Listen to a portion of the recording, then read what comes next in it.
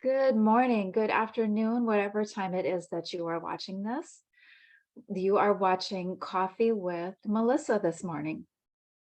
Melissa is my guest from South Africa. This is kind of exciting for me, far, far away. Melissa is also known as #JustMelissa if you are on social media and you are looking for her. She is a transracial adoptive mom of 4 children who are now adults, a 6-time cancer survivor, and a trauma, molestation, abuse, and narcissism recoverer. She is a science of mind philosophy, among many other spiritual and healing modalities in her work and life. And she is here to share these understandings with all of us.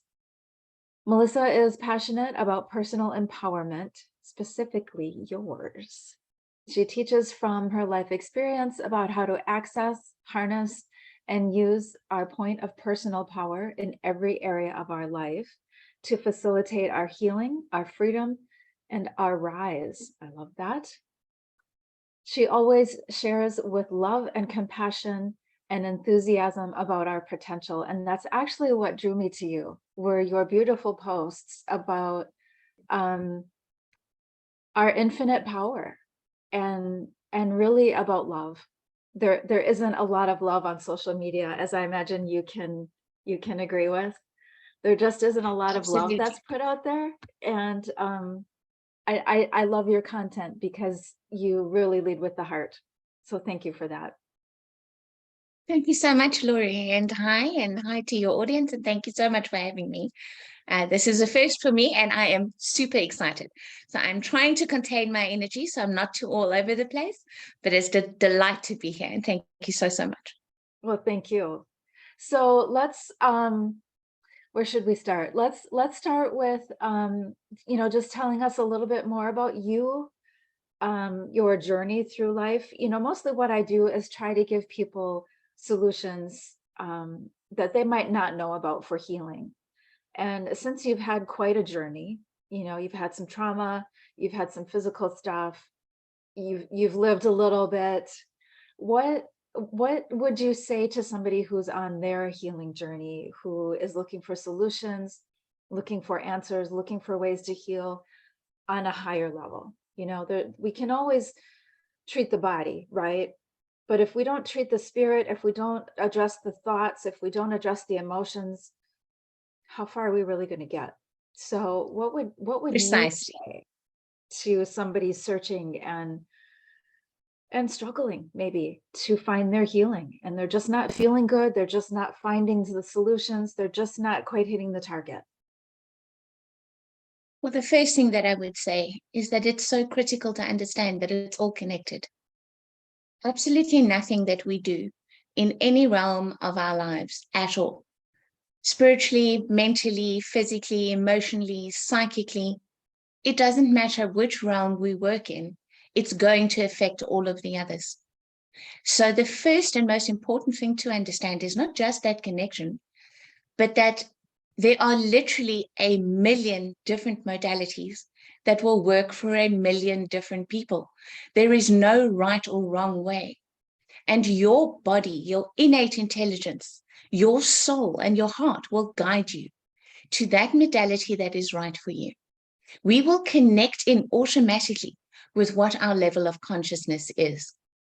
And if that level is at a place where it is manifesting things in our lives that we don't desire, some form of weakness, some form of distortion, some kind of damage, illness, unhappiness, states of being that we don't choose, recognize that all of that is a frequency, and you have the ability to change it. Find a modality that resonates with you. It doesn't matter where you start. You want to start physically, start emotionally, start mentally, start spiritually. It doesn't matter where you begin or what method you use. As long as it's resonating with you and you believe in it, it's going to work for you. Very interesting. And you're right. I always joke with people, show me the cutoff point where mental health begins and physical health ends, and where spiritual health is, on the body. Show me where that exists, because it doesn't. There is no cutoff point. There is no separation. Exactly. And I think Yes, that's one of the hardest things that people have a time wrapping their mind around, because we think of physical health as physical health. And then we separate it, especially in the United States, we separate mental health and physical health. They're two completely different hospitals, they're completely different approaches. And it's very bizarre to me. I used to work in a psychiatric hospital, and I used to think, can't you see that this person is toxic? Maybe if they felt better physically, their mind would work better and they wouldn't have so much anxiety, they wouldn't have so much depression. They would, and yeah, perhaps, a lot of these bigger mental health issues like schizophrenia and bipolar are they're finding they are directly linked to the microbiome. yeah, So yes, physical health is important, but we also have to consider how many unhealthy thoughts are supporting our illness, right? Like you said, absolutely. whatever you believe is what's going to manifest. Yes, and people don't understand how deep that goes. And I don't And think people that is part of understand my how. passion. Yeah, that's part of my passion of teaching people to understand how deep that truly goes.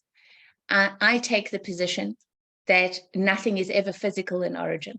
Mhm. Maybe 0.1% of physical things are caused by physical things and physical things alone. The physical is always a result. The physical is a consequence. The physical is the densest form of energy that Yes. has now materialized. So it's always a result.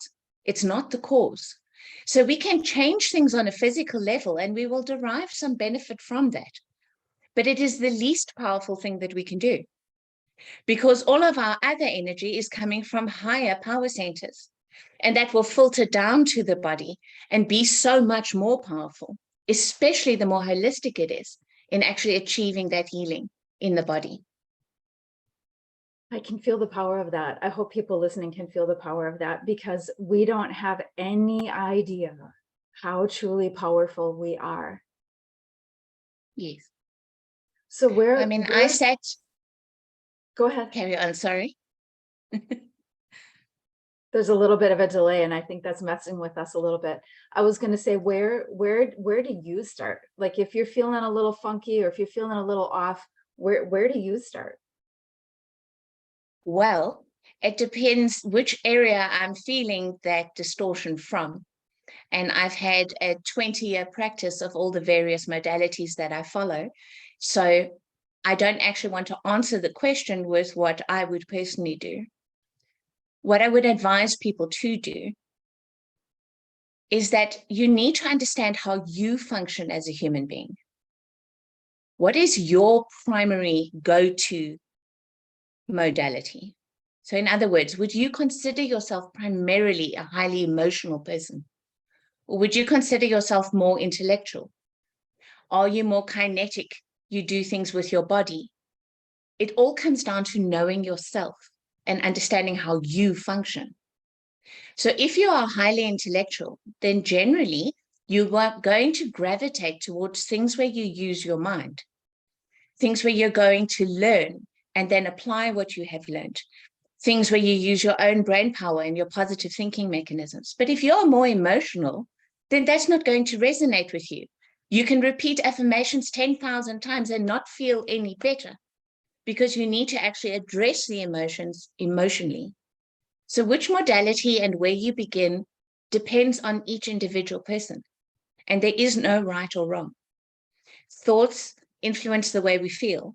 The way we feel influences our thoughts. The state of our body influences how good we feel emotionally and how well we can think, how positive we are being. It's all interconnected. So it doesn't matter where we start.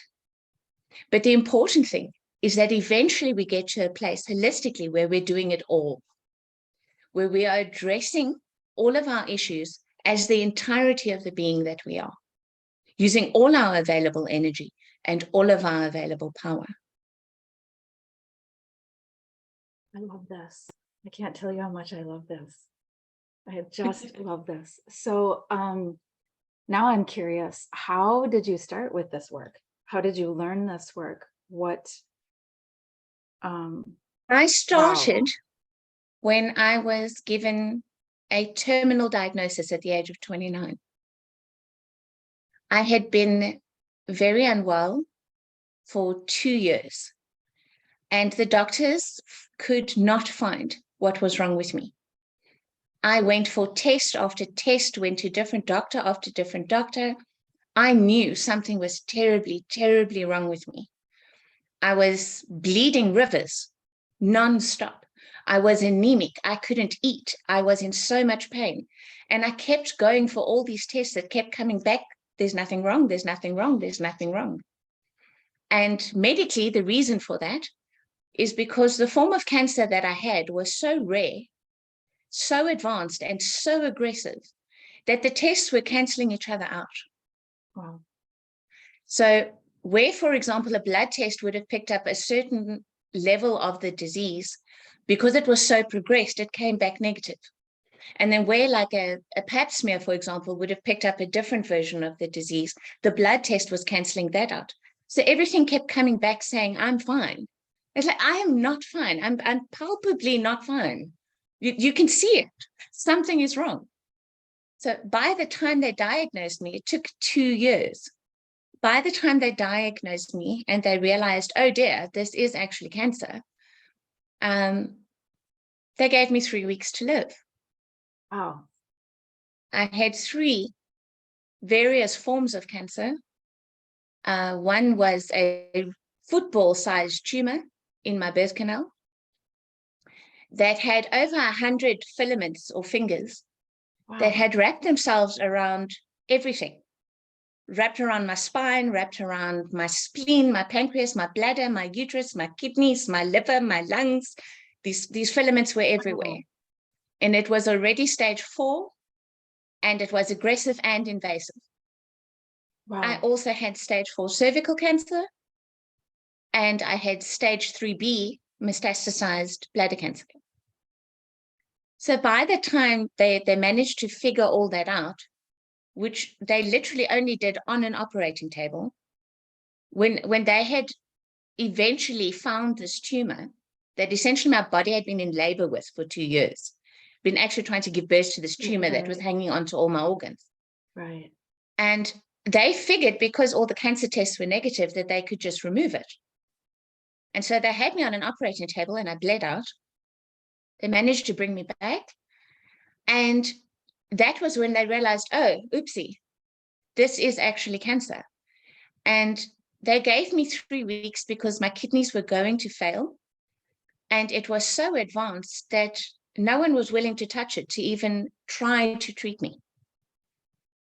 So I was 29 and I could have accepted my fate. I could have said, oh, okay, because I was literally given a prescription for morphine and told to go home and die. I was told to make my peace, say my goodbyes. That's it. It's over. Wow. I could have accepted that. I could have believed them. And that's the point. Yeah. I refused. I refused. I have a profoundly strong inner rebel. And I was just like, no, that's not happening. That is not my plan. We're not doing that. It's not on the to-do list. It's not on the agenda. It's not happening. At that stage, I had 4 adopted children and they were all under the age of 5. Oh, it was like, I goodness. can't die. Yeah. I can't die. It's not an option. First of all, these children have already, lost one mother. Yeah. I'm not going to let them lose the second. I am not leaving my beloved husband alone with 4 children under the age of 5 to raise. It's not happening. I can't die. So I did a whole bunch of things simultaneously. The first was that I am a highly intellectual person, so I started researching. I started reading everything I could get my hands on. I started looking at how can I help myself. I looked into all the different forms of alternative healing that are available. And I did that not because I didn't want traditional medicine or I'm against traditional medicine, not at all, but because traditional medicine gave me no hope. Traditional medicine, I couldn't find a doctor who would treat me until I found lucky number 13. I literally went to see 12 different doctors in those 3 weeks that I was supposed to be at home making my peace and dying. I went to see 12 different doctors, and they all told me the same thing. There's nothing we can do for you. We can't help you. That's it. It's over. And I just went from one doctor to the next, to the next, to the next, until I landed with lucky number 13. And he was an absolute angel. And he'd been a oncologist for many, many years. And he leaned across his desk at me and he said, "Sweetheart, how young are you?" I said, "I'm 29 and I'm a mom of 4. And he looked at me for a very long time and he looked down at all my test results and he said, "You know what? Just because of your attitude, we're going to try." And his words were, "You're a career-ending case. What I'm going to have to do for you is not, it shouldn't be allowed. Said, I'm going to have to treat you to within inches of your life and then bring you back. And I'm going to have to do it again and again and again. And all I can promise you is we've got a 50-50 chance that you'll respond at all. And if you do, the most I can promise you is 5 years, and then you will get leukemia, guaranteed. There'll be nothing we can do about it because I'm going to throw everything at it now, and that will be it. That will be a death sentence." So I said, "Well, that's the best odds I've been given in the last 3 weeks, so I'll take them. At least in 5 years' time, my kids are 10. Right. You know? Right. So it was like, all right, we're going to do this. And then I continued while I was going through treatment, while he was looking after me. It was a process of 18 months. I continued to learn and to do everything that I could for myself. I had too much pain. I couldn't eat. I literally did not eat a morsel of food for what was almost 3.5 years. So I got onto every supplement, every vitamin, every natural product you can imagine. I would sit down with a little side plate at night that was nothing but pills and my glass of fruit and veggie juice. And it would literally take me as long to swallow all of them as when it was time to start taking again. And I just built myself up physically, every possible way that I could. But what I discovered in my learning about how to help myself was the incredible philosophy of science of mind. Science of mind, regardless of your religion, regardless of your faith system, it will work no matter what you believe in, because that is what it's based on. It's based on the power of your belief. So I always, the way that I phrase it is all power to the purple flower. If I believe that all power is in a purple flower and a purple flower can heal me and a purple flower will heal me, then guess what? All power is in the purple flower because I just put it there. And so that purple flower will heal me. And it does. Because what's working is not the purple flower. What's working is my belief in it. Right. So it is so critically important that we honor ourselves. We honor what it is that we truly believe in. And I learned to believe in the power of my mind. Yes. I learned to understand just how powerful what I believe about myself actually is. So in terms of my cancer, it was an objective fact that I was dying. It was an objective fact that I had terminal cancer and it was a hopeless case. But I did not let that become my truth. My truth was, and still is to this day, that I am perfectly healthy. I am healed, healthy, and whole. And any appearance of any distortion or any disease in my body is vanished because I know that I am healed, I'm healthy, and I'm whole.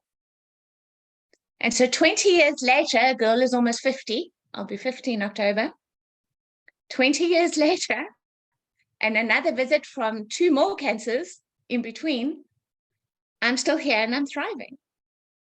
And it is all down to what I have practiced in terms of healing, whether that's psychically, emotionally, mentally, spiritually, and physically. It has all worked together to keep me here and to keep me well. It's a really powerful story. Thank you. And that's my message. No matter what, whatever the area of your life is, there is so much hope. You have no idea. We don't have to suffer from anything, ever. There is not a single disease or condition on this planet, did you know this, that is 100% fatal. Somewhere in the world, there is someone who has healed themselves of absolutely everything. So if one can do it, anyone can. It is always possible. I mean, I haven't just healed from the cancers that I've had. I've also healed from the result of the treatment that I had to receive. So, for example, one of the chemotherapy drugs that I had to go on, its main side effect is severe neuropathy. And so I had to sign forms to agree to the fact that I would totally lose the use of my hands, like completely. That would be it. I would never be able to use my hands. So I signed the form, and at the same time, I was like, no, that's not going to happen. My hands are protected. My hands will be fine. And so all that I did was I forced myself to write things out by hand all day, every day. When I wasn't doing that, I was knitting. When I wasn't doing that, I was peeling and chopping veggies. I used my hands all day, every day, and I just pushed through the pain. And to this day, my hands are still fine. I was supposed to go deaf, completely deaf. And I'm very hard of hearing, but I'm not deaf. So every now and then I have to read your lips to make out what you're saying. And I still say that if I wasn't such a newbie at this, at the time that was going to be the side effect, I probably could have protected myself better. If I was told that something like that today, I know more about the power of my own belief. So I would have attached to that even less, and I would have manifested that even less. But yes, we're still here and we can still hear. So I just caught the word attached.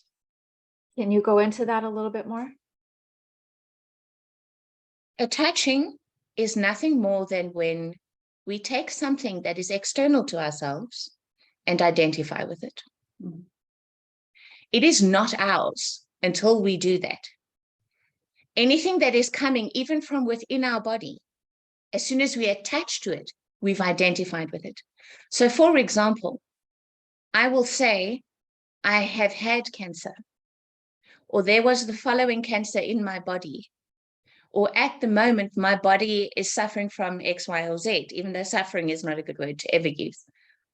I would not say, I have cancer, my cancer, or my this, or I am a such and such sufferer. To identify with something is to make it ours, and then it basically has an energetic foundation within our system, and that latches on. And then it becomes very difficult to release that. It takes a lot of practice from a belief system point of view to let go of that identification. And that is the problem with labels of disease, labels of conditions. They all have that attachment power. I couldn't agree more. And I am a huge proponent of not owning a diagnosis. You know, so many people, they want to get all kinds of tests to figure out what's wrong, and they need that diagnosis so they know what they're dealing with so they can heal it. And to a degree, I do understand that. I do. It's necessary, I really, yes. Yeah, you know, you want it to, in order to win the battle, you want to know what you're dealing with, right? But there's a big but there. The minute that you receive a diagnosis, there's the golden opportunity to own it. And then, like you said, it literally falls right into our energy field, and we own that vibration and we own that energy, and then we own that diagnosis. And a lot of people own that diagnosis so strongly, they make a persona out of it. And they're, you know, they kind of wear it as their label and as their thing that they put out into the world. And I just think that's a lot of investment. And that's one of the reasons, Laurie, you know, social media marketing strategies and things like that would inform me, for example, to brand myself as that cancer girl or some version of that. Yeah. But I refuse to do that because I'm not going to put that label, that definition, and that confinement on myself. Because first of all, I'm so much more than that one experience. I am not the perpetuation of the story. I am the story that comes after. I am the story about your victory, your hope, and your power. So I don't even want to identify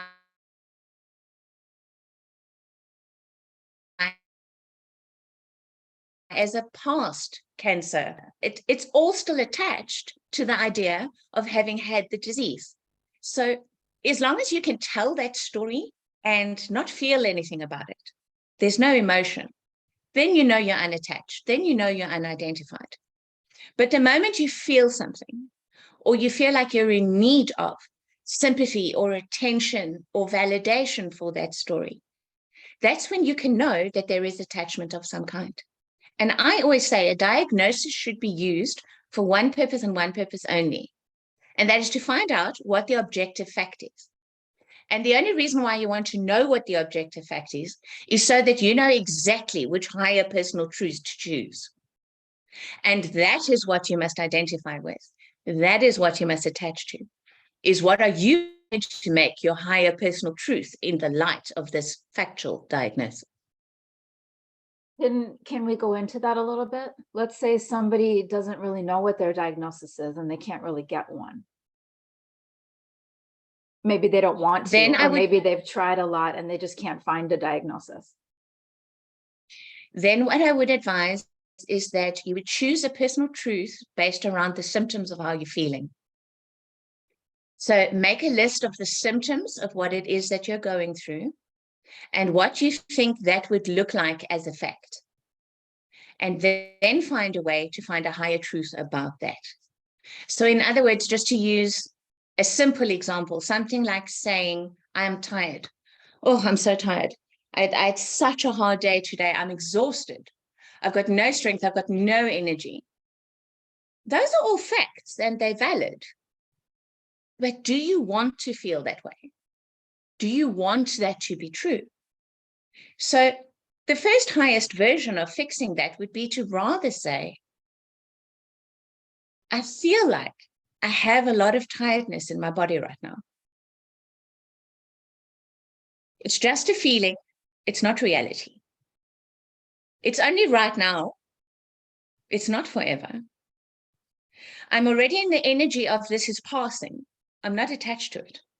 So then I can choose a higher truth about it to say, I am an eternal, immortal, energetic being. I can't ever be tired.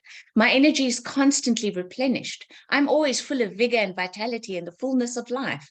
I glow, I bubble, I'm restored.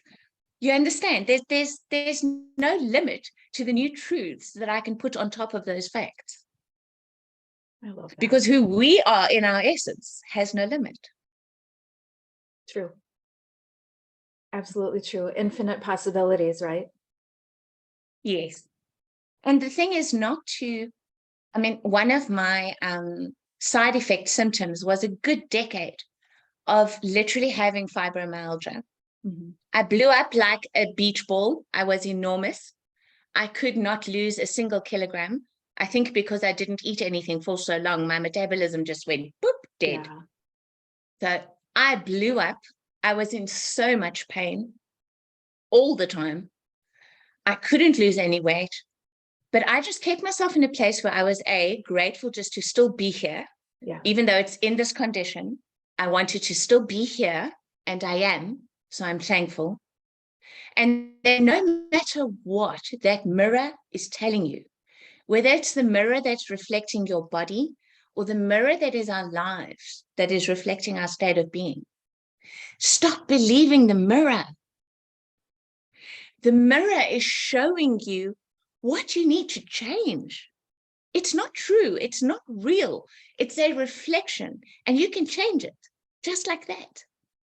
Start believing and aligning with what you want to be true for you. And it must be reflected in your world. It must be, because that is just the way it works. We call it magic, we call it miracles, but it's not.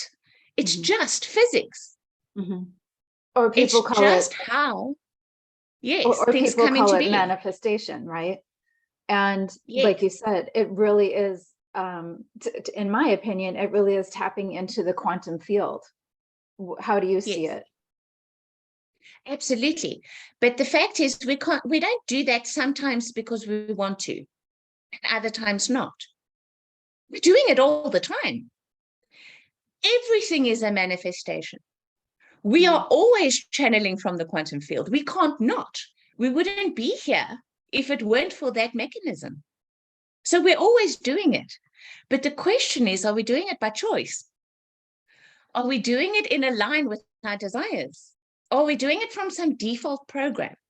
Or just in general, a state of unawareness where we don't know what we're doing?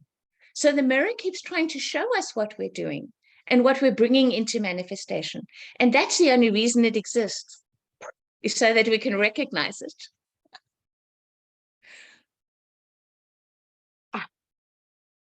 I can't even tell you how much I love this conversation. I'm almost speechless because this, that to me, this is the juice of life right here. Yes. Understanding that we do have all of the power, but we have to be aware. We have to use intent, and we really have to kind of unlearn everything we've learned and relearn that it can be really simple. It can be as simple. And I kind of joke, you take out that monkey mind, put it in the back of the bus and tell it to sit down and be quiet, and really harness your other mind, the other mind that is always connected to, like you said, whatever it is that you want to call it. If you want to call it God or Buddha or source or whatever it is that you want to call it, we are connected in the quantum unified field. And I still struggle. I'm not going to joke like I've got it all figured out. I still struggle all the time with, okay, monkey mind's driving the bus again, shift over to the infinite possibility mind. And what, for people who are kind of in For that, yeah, the bridge for that is to understand where all power on a mental level lies. All power on the mental level is in your subconscious mind. yeah, And you are the key. You are the portal. You've been given the tool called your awareness and conscious choice to literally access that power and ask it. Ask it. All knowledge is there. Show me why this. Show me what that. Tell me the answer to X, and it will. Our only job is to stay aware of what it starts showing us. yeah. Synchronicities and answers will show up all the time, everywhere, all around you, until you get the message. But we waste it. We have this incredible resource inside of ourselves and we don't use it. And that is the bridge. If at any point you find the monkey mind, like you say, or the preconditioning or pre-programming is running the show, when you tell it to shut up and you don't know why it managed to get its hands on the steering wheel again, ask your subconscious mind, why was that brain in control? Why was that program running right now? What triggered that? And your subconscious will bring to your awareness what it is. And then once again, there's something that you can heal and let go of. There's something that you can replace with your own higher truth, because it will show you. And the thing is, it doesn't have to feel like work. It doesn't have to feel hard at all, because it's literally a simple shift. The minute that we access that dimension in which everything is already contained, we've just shifted our awareness into it. It's all already there. There's no work for us to do. Our only job is to connect to it, access it, and stay connected to that, and then pull it in. Pull it in. Hold it within your own energy field. Integrate it into your own body. The cells in your body have intelligence. Instruct them. Tell them what to do. So I trust in the innate intelligence in every cell of my body. Access, harness, integrate, and hold the energy that I need now for my wellness. And your body will do it for you. We want to think that it's work. We want to make it difficult. It doesn't ever have to be. Come back to trust. Come back to trust. We have all the mechanisms. We have all the power within us. Just choose to be aware of them. So for somebody very, very new, who's sort of grasping what you're saying, but doesn't quite get it, I would assume that if you start working with this person, you show them, you walk them through how to start accessing that. And I think the hardest part in our world is staying there. You know, you said we have to stay there and start, you know, really cultivating that energy within our field and within our body. That's where I struggle the most, is staying there. And, you know, like I said, I'll notice that my mind just took off like a freight train, and I can come back, but I do struggle with staying there, because life, you know, life is kind of like popcorn. There's stuff going on all the time. How do you stay there? I mean, I know a lot of it is practice, and you've had 20 years to practice, right? But how do you stay there? Well, look, on a mental and an emotional and a spiritual and an energetic and a psychic level, it's practice. Yeah. But on an essence level, who you are in the core of your being, that's where you find states of being. And states stay. States don't go away. States are not subject to what's happening outside. States are not influenced by thoughts, by feelings, by moods, by happenings, by problems, by distractions. A state is literally where you can live, as long as you consciously choose to do so. Mm-hmm. So which states are available to you is going to depend on the composition of your entire energy field. So if you're thinking very negative thoughts, and you're feeling very down, and physically you're ill, and spiritually you don't know what you're attached to, you don't know where your foundation or your strength is, psychically you haven't processed your wounds and your trauma, those are all very low frequencies that aren't going to be able to access a very high state of being. Right. But nonetheless, you are a sovereign, free will being, and you can use your agency to choose. Choose the highest state that you can reach for. Even if in any terrible moment, the highest state you can access is acceptance. Acceptance is a state that will stay. And the more you allow yourself to stay in acceptance, gradually, you'll find yourself shifting up to hope. And hope is a state that will stay. And the longer you stay in hope, the more you find yourself now able to access trust, possibility, potential. These are states, and that's how we climb. So for me, yes, I practice, but I stay in a state of my true essence. I stay in love. I stay in bliss.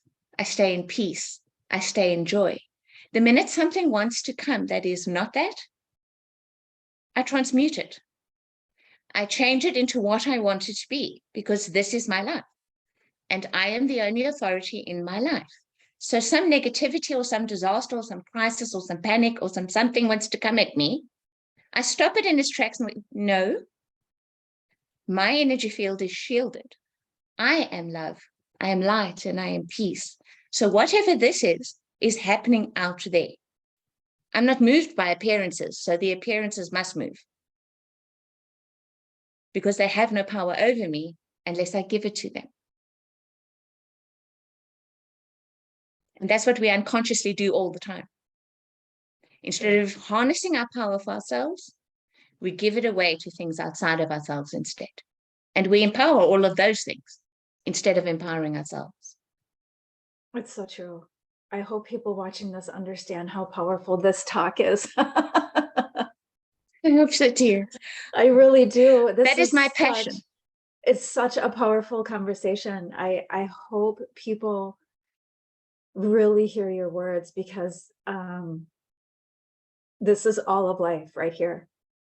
This is We're never going to get away from the contrast we must experience. No one is ever going to live a perfect life in which bad things never happen and right. sad things don't occur and people aren't uncontrollable and there isn't politics and economies and Lord knows what all. No one's ever going to live that life here in 3D. But you can, and you should, and you must create your own Eden inside of your own energy field, because that is your divine right. And so you can move unchallenged through all that chaos that is happening external to you and view it as the observer of, this has just arrived in my reality. What do I want to do with it? People often talk about the duality spectrum of reaction versus response. That in those few little split seconds, we have a choice to react from the autonomic nervous system and come from fight or flight or fear or fawn, or to choose our response instead. And what I'm offering is something that is higher than both of them. Don't react and don't respond. View and transmute. Make it what you want it to be. That is our power. And if all we can change it into is this sad thing is happening out there, I can send my compassion and my empathy to it. I can give it love. I can make whatever difference I'm physically able to make. But it does not impact me. Mm-hmm. And I had to learn how to do that. As a person who's highly empathic, I had to learn how to shield my energy field. Mm-hmm. It was a very big part of what made me so sick for so long in the first place, was the ability to allow all these external things to come into your energy field like a toxin and pollute it.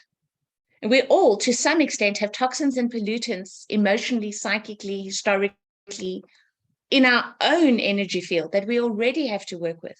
Never mind having constantly added to ourselves from outside in addition to that. And that is why so many people feel stuck and they don't know where to begin. It's like, girl, you're telling me I'm powerful, but man, I don't feel it because look at all this. It's like, take your attention away from that and bring it back to your heart. Bring it back to your essence. Bring it back to the truth. That's where your power is. Beautiful. Thank you. So if someone wants to work with you, are you accepting new clients? Up to the moment, not terribly many.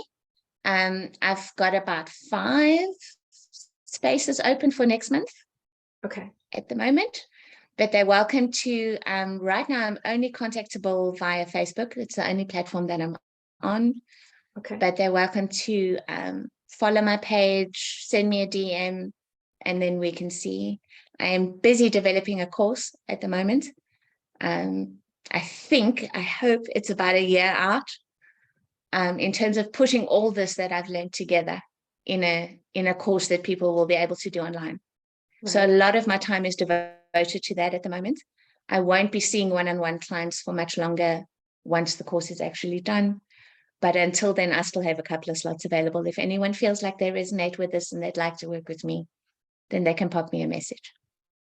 And even if they don't want to work with you, I highly recommend that they follow you, because your content is very uplifting. But it isn't just about feeling good, right? It isn't just about reading a post and feeling uplifted. I think if people really pay attention to your words, they can also elevate. They can raise their vibration. Yes. And the more and more and more they get practice with that, the more that they can find that state, right? The things that I share online, I try to make step-by-step instruction processes. So it's not just something I'm saying, so like you say, that you can feel better, but it's something I'm sharing that you can learn how to do and hopefully practice for yourself. And it's powerful because it's true. And it is the truth that's going to work. It's the truth that's going to create the change. I'm just a channel for it. I'm just a vessel that it's flowing through. And so that's my gift to give. And all I can do is do my best to give it. Well, I think you're doing a smashing job. Thank you so much. Will you come back and talk with me again in the future? If you have time, of course. I mean, I know that I you're would busy. love to. Yes, I would love to, Laurie. This has been lovely. And I would love, I mean, I could talk about this 10 hours a day, every single day, but Me too. we all have lives and schedules, and I know that you probably need to get going. So I think we'll cut it here and reopen this conversation maybe next month. Wonderful. Wonderful. I look forward to it. Laurie, thank you so, so much. So much love to you and power. Thank you. Thank you. And for anyone watching this, if you have something that you would like to share that you believe is helpful for other people in their healing journey, I would love to have coffee with you. So thank you everyone for joining us, and bye for now.